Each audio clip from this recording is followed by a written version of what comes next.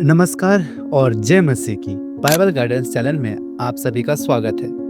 आज हम एक ऐसी कहानी पर गहराई से विचार करेंगे जो हम में से हर किसी के जीवन से जुड़ी है। क्या कभी ऐसा हुआ है कि परमेश्वर ने आपको कुछ करने के लिए बुलाया हो, लेकिन आपके मन में संदेह, डर या खुद पर अविश्वास आ गया हो? आपने सोचा, मैं यह कैसे कर सकता हूँ, लोग मेरी बातें क्यों सुनेंगे, या मेरे पास तो योग्यता ही नहीं है। यदि हाँ, तो आज का हमारा विषय आपके लिए बहुत महत्वपूर्ण है। आज हम पवित्र बाइबल की निर्गम की किताब के अध्याय 4 में प्रवेश कर रहे हैं। पिछले अध्यायों में हमने देखा कि परमेश्वर ने मूसा को मिस्र में गुलामी झेल रहे इस्राएलियों को छुड़ाने के लिए बुलाया, लेकिन अध्याय 4 में हम मूसा के मानवीय डर और परमेश्वर के असीम धैर्य को देखेंगे। यह अध्याय हमें सिखाता है कि जब परमेश्वर हमें बुलाता है तो वह हमें अकेला नहीं छोड़ता, वह हमें आवश्यक उपकरण और सहायता प्रदान करता है। तो अपनी बाइबल खोलो या ध्यान से सुने, क्योंकि आज का वचन हमारे विश्वास को मजबूत करने जा रहा है। मूसा का संदेश और परमेश्वर का चिन्ह। मूसा ने परमेश्वर के बुलावे पर अपना पहला बहाना बनाया, यदि वो मुझ पर विश्वास ना करे या मेरी बात ना माने तब मैं क्या करूं? लाठी का चमत्कार। परमेश्वर ने मूसा से पूछा, तेरे हाथ में क्या है? मूसा ने कहा, एक लाठी। परमेश्वर ने उसे लाठी जमीन पर फेंकने को कहा और वह एक सांप बन गया। मूसा डरकर भागा। फिर परमेश्वर ने उसे पूंछ से पकड़ने को कहा और वह फिर से लाठी बन गई। सीख। परमेश्वर आपकी साधारण चीजों को असाधारण बना सकता है। आपकी नौकरी की लाठी, आपका खाली समय, आपका घर, जब आप उसे परमेश्वर के हाथों में देते हैं तो वह सामर्थ्य का चिन्ह बन जाता है। कोढ़ का चिन्ह। परमेश्वर ने दूसरा चिन्ह दिया, अपना हाथ अपनी छाती में रखने को कहा। जब उसने निकाला तो हाथ कोढ़ से भर गया। दोबारा रखने पर वह ठीक हो गया। सीख। यह चिन्ह पाप, अशुद्धता और शुद्धिकरण का प्रतीक है। परमेश्वर हमें हमारे पापों से छुड़ा सकता है और अपने कार्य के लिए पवित्र कर सकता है। पानी का लहू बनना। तीसरा चिन्ह, नील नदी का पानी जमीन पर डालने से लहू बन जाएगा। सीख। यह चिन्ह इस्राएलियों और फिरौन को यह दिखाने के लिए थे कि मूसा को भेजने वाला कोई साधारण नहीं बल्कि सर्वशक्तिमान यहोवा परमेश्वर है। मूसा का अंतिम बहाना। बोलने में अयोग्य। इतने चिन्हों के बाद भी मूसा हिचकिचाया। उसने कहा, हे मेरे प्रभु, मैं बोलने में निपुण नहीं, ना तो पहले था और ना जब से तू अपने दास से बातें करने लगा। मैं तो मुंह और जीभ का बद्धा हूँ। परमेश्वर का उत्तर।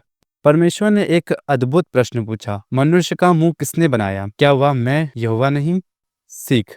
हमारी योग्यता हमारी नहीं बल्कि परमेश्वर की देन है। वह जानता है कि हमें क्या करना है और हमें उसके लिए क्या चाहिए। वह कहता है, मैं तेरे मुंह के संग रहूंगा और जो कुछ तुझे कहना होगा वह तुझे सिखाऊंगा। हारून की नियुक्त और आज्ञाकारिता।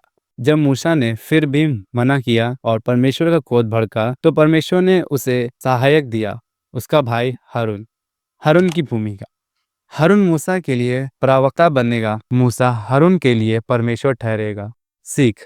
हमें संगति और सहायता की जरूरत है। कलीसिया में हम अकेले काम नहीं करते बल्कि एक दूसरे के साथ मिलकर परमेश्वर के राज्य के लिए काम करते हैं।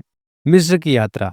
मूसा ने अपने ससुर यित्रो से अनुमति ली और मिस्र की ओर प्रस्थान किया। एक महत्वपूर्ण घटना हुई जब सिपोरा ने अपने बेटे का खतना किया। यह आज्ञाकारिता का कार्य था। हारून मूसा से होरेब पर्वत पर मिला और उन्होंने इस्राएलियों के सब वृद्धादों को इकट्ठा किया। हारून ने सब वचन कहे और चिन्ह दिखाया और लोगों ने विश्वास किया।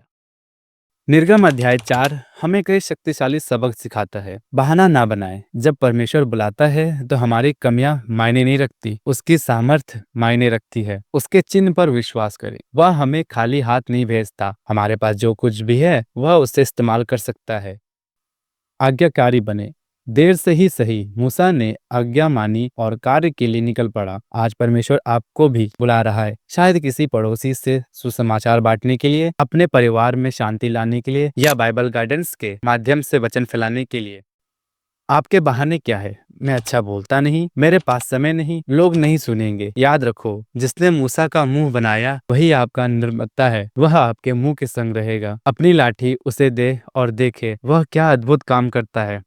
आइए हम प्रार्थना करें। हे प्रेमी पिता, हम आपका धन्यवाद करते हैं आज के वचन के लिए। हम स्वीकार करते हैं कि कई बार हम मूसा की तरह डरते और बहाने बनाते हैं। प्रभु, हमारे संदेहों को दूर कर हमारे हाथों में जो कुछ है उसे आपकी महिमा के लिए इस्तेमाल करें। हमें आज्ञाकारी हृदय दे, यीशु मसीह के नाम में मांगते हैं, आमीन। इस संदेश को उन लोगों के साथ साझा करें जिन्हें प्रोत्साहन की जरूरत है। हमारे चैनल को सब्सक्राइब करें और बेल आइकन दबाएं ताकि आप परमेश्वर के वचन से जुड़े रहें। अगले वीडियो में फिर मिलेंगे, तब तक के लिए परमेश्वर आपको आशीष दे। जय मसीह।